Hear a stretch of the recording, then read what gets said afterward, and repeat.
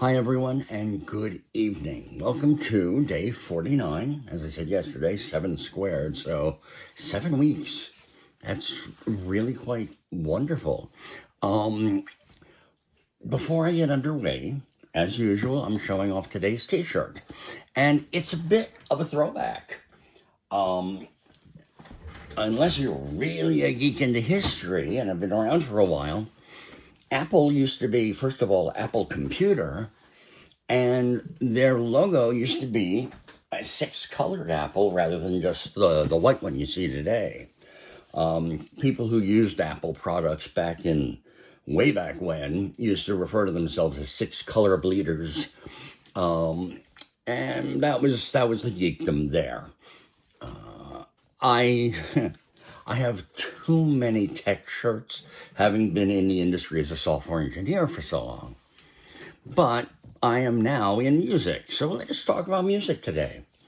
It ended up becoming a really interesting continuation of something that's been going on now for at least a week and a half.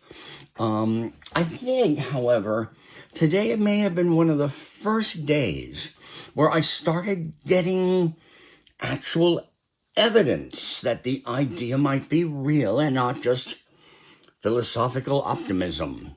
So, of course, the idea that I've been talking about for several episodes now is that a lot of the newer coordination in the voice emerges more naturally when I stop trying to force it, condition it, move it.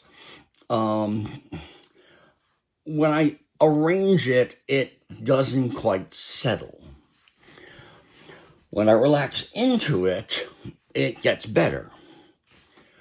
And as always, both Boulevard and Brighter, which my practice is today, independently kept arriving at pretty much the same conclusion. And as always, from two entirely different directions. So I started the morning with Boulevard, and this morning I had bass voice. So I tried singing Brighter as a warm-up because it's a bit higher and more open. What I was focusing on was trying to get that flow through the entire piece. I didn't want it to chop up. Now, yes, there are parts that feel very staccato, but I wanted to try to really focus into phrase linkage. I'm no longer at can I hit the notes anymore. It's more like, can I stay connected long enough for the voice to organize itself naturally? So I'm not thinking in management anymore. I'm thinking in, to quote Queen Elsa, let it go. Honestly, there are a few moments today that felt surprisingly real. As I said, I was at bass this morning, and I did the first take, and immediately it felt easier than I expected it to. Now, I'm not talking easy, snap your fingers, it's done, but easier in a way that caught my attention. Because afterwards I was thinking, I did not put forth into this song the effort I thought I was going to have to do. Because when you're in bass voice and you know you're hitting high notes, it's like gotta really prep. And it may not sound huge externally, but internally, that's really meaningful. It's a meaningful shift because Boulevard has often felt like assembly line singing. Let's do this section. Let's construct that section. Let's construct this section. Move it until the next problem arises.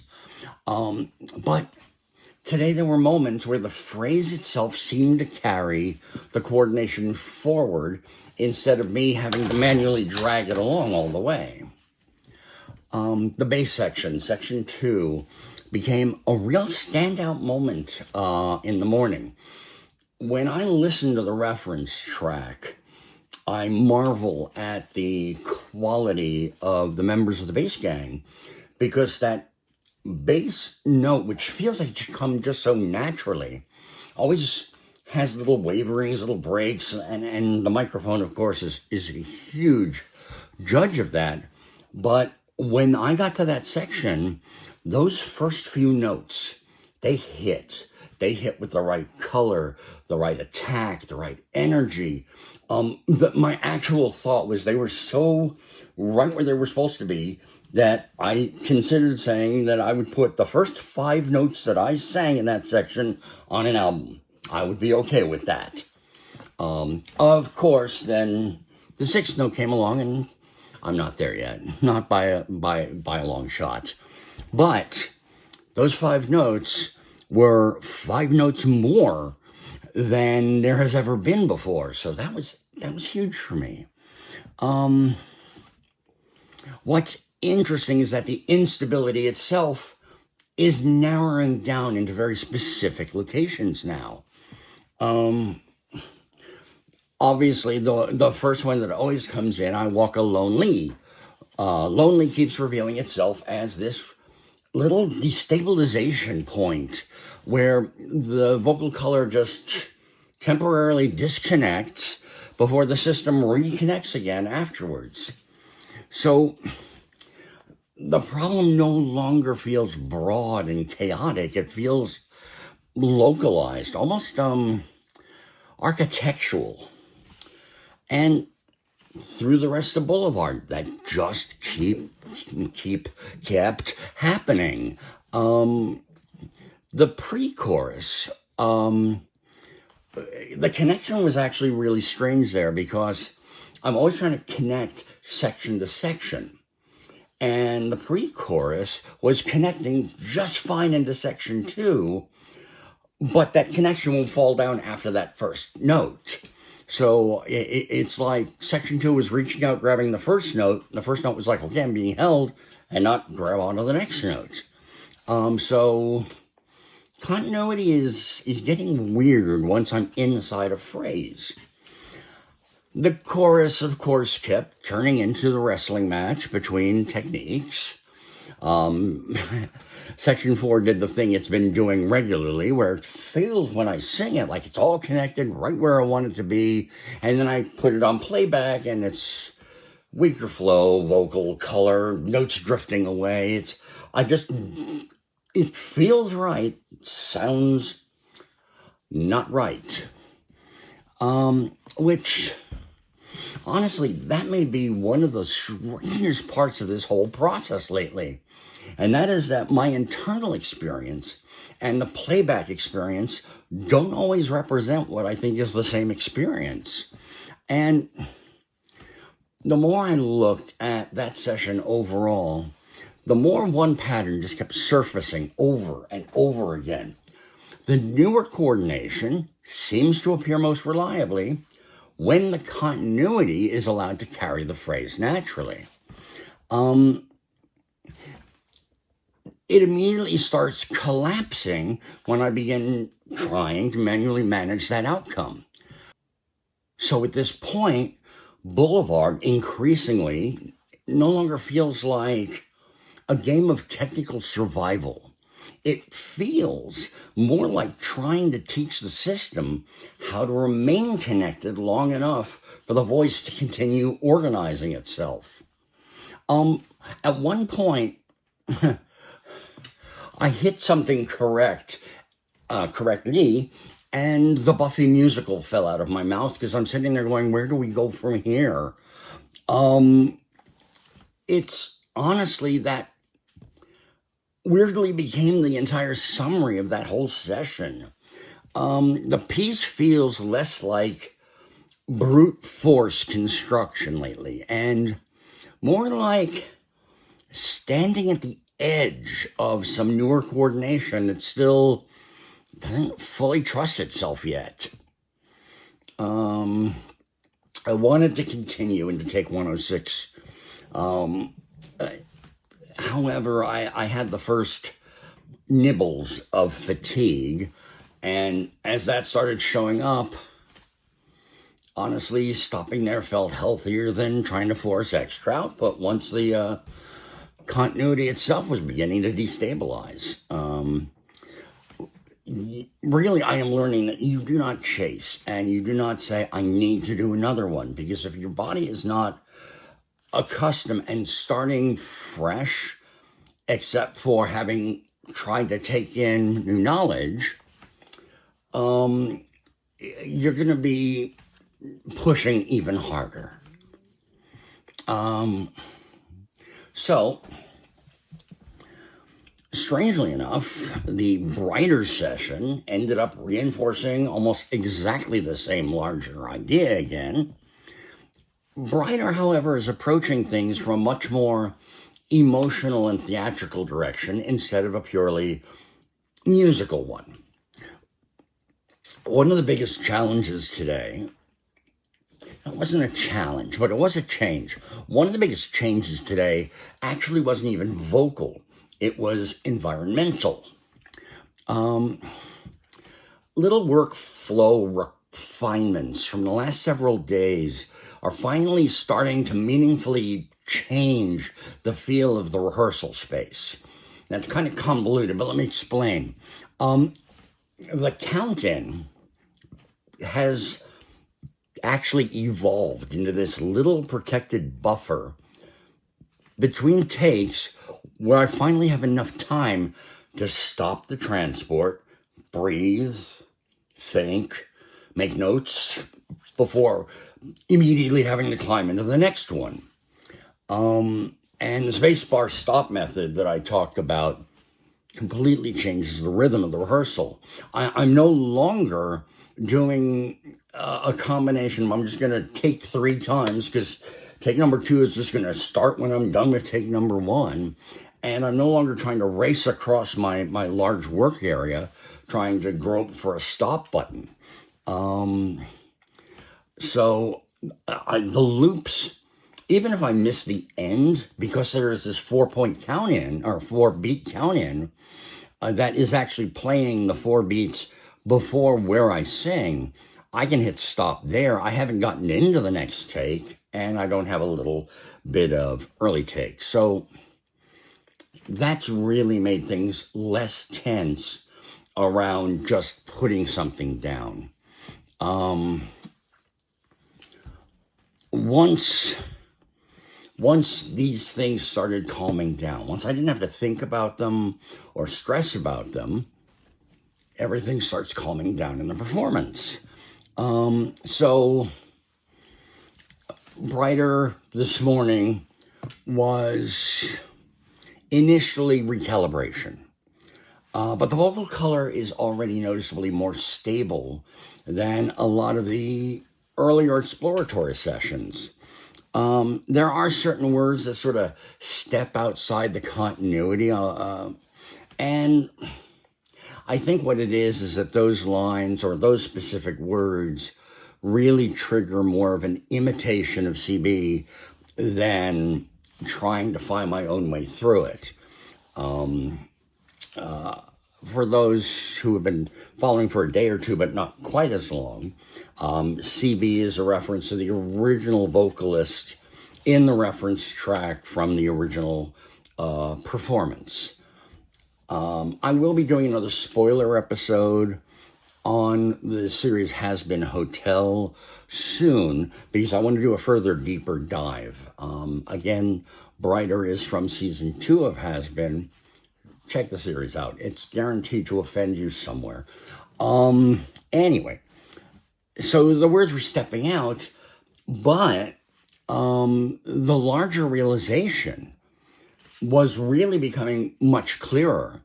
Theatricality, my way I'm presenting it, is beginning to steer the continuity between phrases instead of merely being layered on top. And I think that's important, because earlier on, the emotional interpretation felt like I was doing decorative note painting, and I was painting it in the original format. Get through the singing, and then afterwards, try to act. Now, the emotional movement through the lines is increasingly becoming part of what's organizing the vocal behavior itself. I know now where I want to place this and where I want to let it go. So the later versions, I typically with Brighter, because I'm only doing a very short segment, I do a set of 3, analyzing them, and then I take a moment and I do another 3. The later ones became really exploratory in terms of interpretation and the structure of the support. So let me go through. In my second set, I had takes 25, 27, and 28. I'll come back to 26. With 25, I was being angrier. I was having a lot more grit and growl in the voice. Well, again, at the same time, trying to be softer, not as blasting, because I was trying to be introspective. And immediately that exposed something that I think may be something I need to focus further on in the future. And that is that emotional softness and unsupported collapse are not actually the same thing. They can feel very similar, technically and emotionally during a rehearsal. But under the hood, very, very different experiences. Take 26. It's what I call the scratch. I just threw it out. I entered too early, and then the reference vocals came in off time for me, and I was just lost. So I just stopped that recording and said, that's a scratch. But really, that was actually a healthier moment for me, because in the past, I would have been annoyed with myself for the technical mistake or jumping the gun on a song that I feel like I know fairly well. And today I just went, that's a scratch, and moved on. And that really helps me, again, just focus on creating and improving. Let's see. So there was 25, 26, 27 wandered into one of the strangest metaphors that I came up with. There's I can never remember how the poetry goes, but I walked along the path and came upon a point where the road diverged. And as it goes, I took the one less traveled. I was there at the fork in the road, except somehow my singing decided to choose both paths at the same time.